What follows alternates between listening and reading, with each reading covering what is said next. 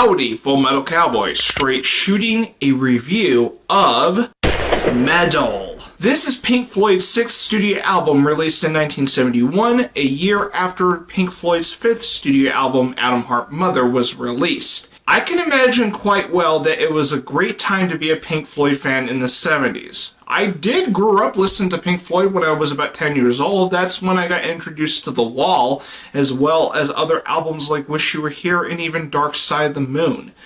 But Meddle preceded all those albums. And having discovered Meddle and listened to it all the way through back in my high school years, I have grown to love this album amongst some of my other favorite Pink Floyd records.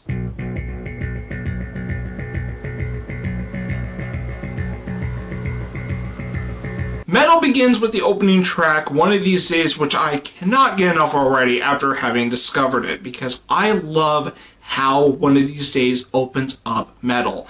It definitely is one of Pink Floyd's great opening tracks to their discography. I love how badass this opening track sounds, especially with the bass guitars that you hear in the beginning alongside the sound of wind. A cloud divided down, draws around me, softening the sound. And speaking of wind, the opening track segues into A Pillow of Winds, which I love how it goes from a badass song and transitions to a much more lovely, soothing song. I love the direction that was handled in these opening tracks.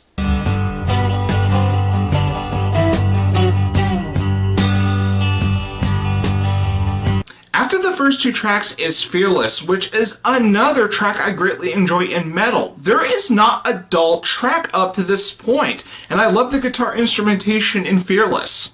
As I reach for a peach, slide a ride down behind the sofa in Tropez. Another song I enjoy in Meddle is Tropez, which is actually named after Saint Tropez, which is a small city in France. And it's also noted that this particular track is the only one to be sung by Roger Waters, who actually wrote the entire album of Meddle. Shameless, that's the dog who's outside. This is the penultimate track of Meddle. It's about a dog, and the howling provided by this dog is what led to the name of this penultimate track. And it is also a blues song, and it was meant to be humorous. Now, I can understand the intent that was going for in Meddle, but personally, I always found this to be the weakest track in Meddle. I really am not the biggest fan of it. Meddle concludes with the 23-minute masterpiece and easily one of Pink Floyd's greatest achievements in their entire career, and it's just one word: echoes.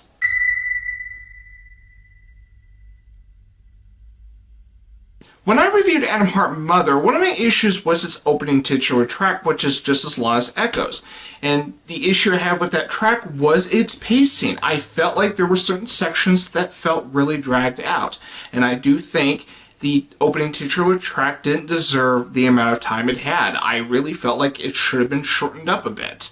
With Echoes, there was no moment where I was bored. Each section flows into the next one flawlessly. Now, Echoes is still a very long track, and I would say more than one listening of it would gain fuller appreciation of the track, especially with all the little details that were also thrown in there. And given all the longer tracks that they have recorded leading up to this, this is by far the most refined opus in their discography. Meddle is one of my favorite Pink Floyd albums, and this truly is the beginning of Pink Floyd's greatness. And I'm going to be shooting a 9.5 out of 10 for Meddle. As I close out this review, I would like to provide an FYI regarding my next review in my series of Pink Floyd reviews. What follows Meddle is Obscured by Clouds, which is actually a soundtrack for the French film La Vallée, which is also known as Obscured by Clouds. So as a result of this, I will not be reviewing Obscured by Clouds next. Instead, I'll be talking about Pink Floyd's 8th studio album. And I'll be reloading for my next review, so until then, I'll see you on the dark side of the moon.